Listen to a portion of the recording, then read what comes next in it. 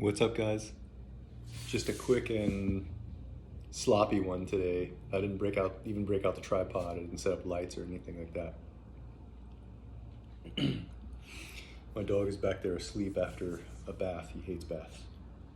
But he was on the subway, and with all the ice melt that's on the streets right now, he's got to have his paws washed regularly. So anyhow, I've been getting angry a lot lately. This video today is inspired by my berating my 12-year-old son for not taking care of something on his backpack.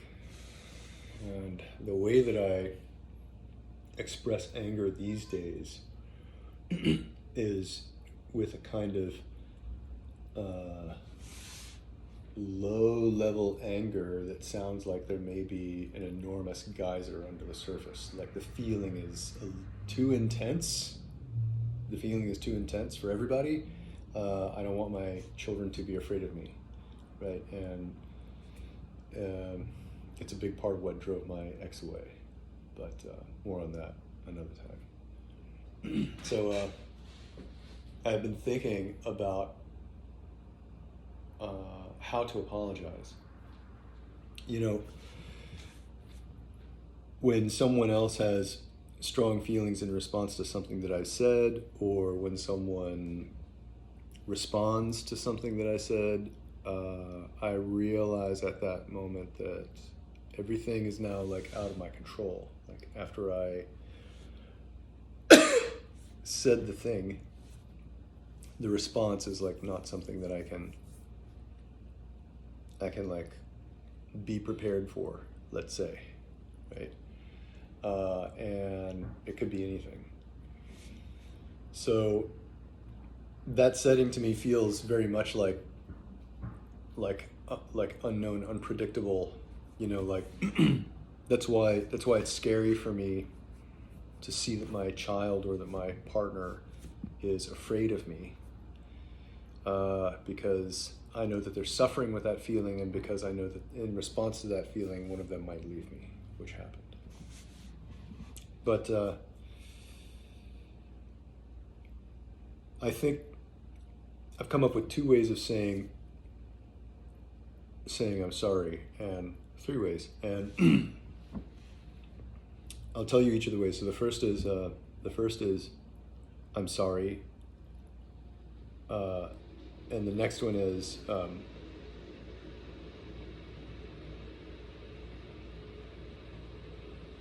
if I caused any harm, I'm sorry. And then the third one is I'm sorry, will you forgive me? Or please forgive me. Those are the three ways. So it'll make a little more sense if I give you an example, like I was thinking about what to say, I could have said to my kid today, or what will I say to him? And I thought about, I'm sorry I got mad at you, right? Or I'm sorry I got angry. And that is a good apology. I feel like a good apology needs to have a couple qualities. Like, I need to be vulnerable and take full responsibility. Like, no, you know, I didn't see it coming, I didn't know, I could not have known, whatever. Not really my fault, but I'm sorry that I was responsible for whatever. I didn't load the gun, but I pulled the trigger. I don't know how you phrase that. Anyhow, so just saying like, I'm sorry, he's gonna start barking in a minute, sorry. I'm sorry, he's gonna bark. Saying like, I'm sorry that I got angry is great. It's really great. It does show vulnerability and total responsibility. However, I do have an issue with the concept of apologizing for my feelings. I don't think that we need to apologize for our feelings ever. However, in the statement that we're discussing right now, I could allow myself some, artistic freedom between myself and the person who I love. That, you know, everyone will know what is meant by the statement. All right, number two is sometimes you need to make sure that you don't apologize for something, like having a feeling, being angry. Like being angry, you don't want to apologize for that. Let's say, okay, in this example, but you do want to apologize for your actions.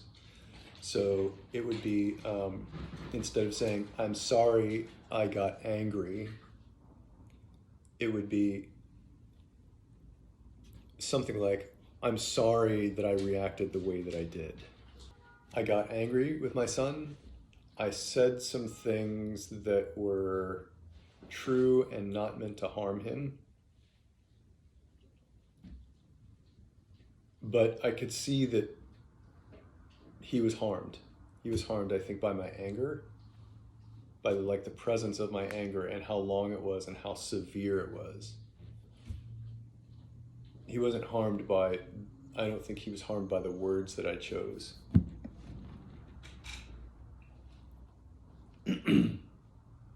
Meaning, I didn't choose harmful words. I didn't degrade him, call him names, ask him rhetorical questions, treat him like an idiot. I didn't do any of that. I told him how his choices affect everyone else. But I told him 10 different ways. And then I told him 5 more ways after that. It's fucking ridiculous when I do that shit, man. But I used to be so much more explosive. Now I'm not explosive because I've worked on finding my anger and healing that part of myself. So I'm not so explosive anymore. However, I still do have this intensity in my anger. So that second one, I'm sorry that I spoke to you the way that I did. I'm sorry for the choice of words that I used. That would be all right if you really need to have a boundary around making sure that your feelings are, let's say, not apologized for, unless there is a good reason, right? Then that would be a good choice for you. And then the last one is one of my favorites. It comes from the concept that if you harm someone, if I harm someone, that creates a blockage between two people that prevents them from moving forward in their relationship, prevents them from connecting on a basic level in their relationship, right? It's a blockage that prevents connection. And then for you to remove that blockage, for me to remove that blockage, it's often enough to say, I'm sorry, because that implies the request for forgiveness. However, to say, I hope you can forgive me, or please forgive me, or I ask for your forgiveness, something like that, right? The F word. To say one of those F words is very, very, very powerful, very powerful. If you have never asked, you should try it and have fun, because the first time I did it, it felt like I was about to jump off a cliff that I had never looked over the edge of, so I didn't know what the fuck was down there. It turned out it was like a foot drop. The universe is always like that. You just go with the feeling, go with the flow, even if it feels so intense, you go with it, and sometimes it feels like you're gonna go right over a waterfall, and then you're in the hands of the mother. What was I worried about?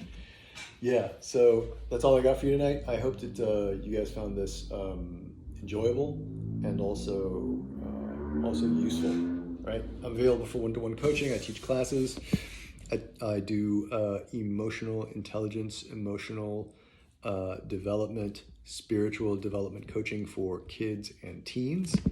I also do some very select, just straight academic tutoring, like writing or, phonics for a, lower grade student who is 2-3 grades behind, that kind of thing. And then some sciences and some executive functioning, I have too much on my plate. I want to start 3 businesses. I have a family. I got a part-time job that I can't quit because I got to work off debt.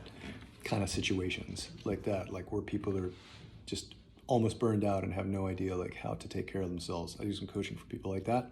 Also do some coaching for usually like high school students who are kind of sick of high school or college students who are sick of like really wanting to go to the class but not being able to go, or not turning in their homework, or forgetting to take it home, or forgetting to bring it back, you know, that like whole thing, like where the best of intentions are there and the work was put in and the capacity is there, but you know there's just some kind of like planning safety net thing that's not in place that is just letting these people's grades slide. So that was me. That used to be me.